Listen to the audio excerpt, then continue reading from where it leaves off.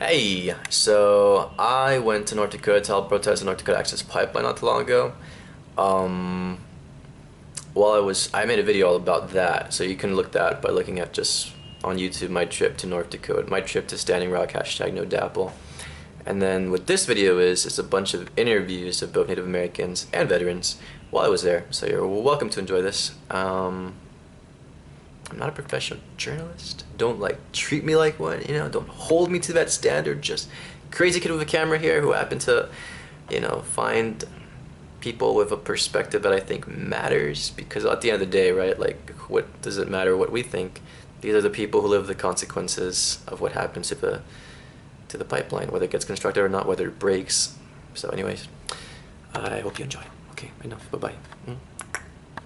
Me, I'm like my brother here, I'm here for the capitalism, the imperialism that companies like these impose on impoverished people, and how they just gonna oh well, I just pay the fine, don't worry about the lives, I just pay the fine.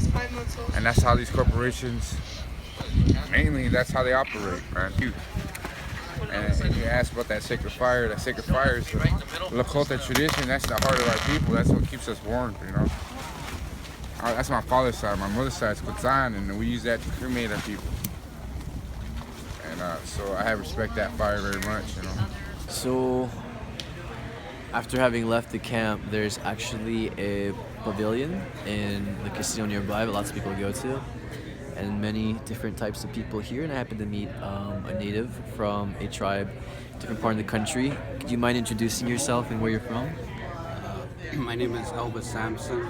I'm a Yakima Nez from the state of Washington. And would you mind telling us why you personally made the journey all the way here from Washington? Well, my reasoning has to be a personal one.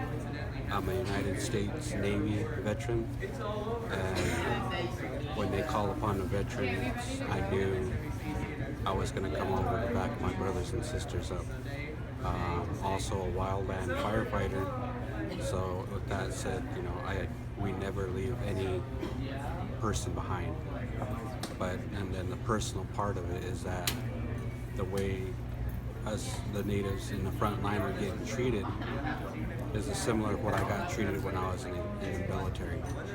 Not the physical part, but just being mistreated. So that's my personal point of, I want to be here for my people. I want to represent my family, my friends, my shipmates, all my veteran friends and brothers and sisters. They're all family. And to be able to portray something for future generation of my nieces, my nephews, their kids when they get older, give them something, strength, give them a foundation to build off and say, this is what he fought for. So, may I ask why you're here as a veteran all the way from Boston, Massachusetts, coming to North Dakota? Well, watching the people, the women and children and innocent people praying and getting water cannoned, after that I had no choice.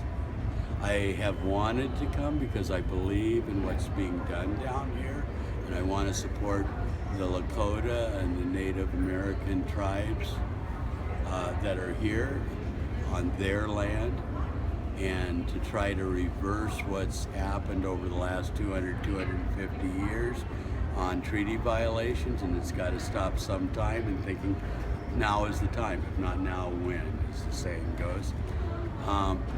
And then when I saw the water cannoning in freezing weather, I had to come. I had no choice. I had to come. And I have to say, as Vietnam veteran, it was a chance to be on the right side of the right war. This is a worldwide movement. One of the biggest things that we have going for us at this point that was different in the 60s is independent social media. We did not have that. All we had was mainstream news, and we all know about that. Yeah, we were just talking about Democracy Now!, and I have a lot of love for Amy Goodman too. Oh, you bet. A lot of love for Amy Goodman, and a lot of love for all of the independent journalists that are putting the truth out there, right? Yeah, And the absolutely. social media that is sharing that truth. You know, we didn't have that. We didn't have anything like that until now. Now we can do this. So we're right now at the Bismarck Airport. It's been a little less than a week here that we have come. I happened to meet Luis in the airport out of all places. Actually, I met you like right over there. What do you know? Not that far away at all. And after spending the last week with this guy, had to catch him on camera. What can you say, Luis, is the reason why you came here from Dallas, Texas? Well, that's very simple for me. When I first joined the Army at 17, I did it so that I could help those who couldn't help themselves, those who were being oppressed by dictators, those who were being oppressed by terrorism, because that's what that's what they sold us. And although I've never deployed, I've never been in a wartime. Coming here and actually seeing Jill Stein for the first time vandalize some of the equipment for the DAPL construction, kind of gave me a rise, and it just made me realize that I can do something. We will not stand for corporations who just take advantage, literally just go into other people's lands and do as they please, without any regard for the consequences of whether they're going to pollute a river or whether they're desecrating someone's graves.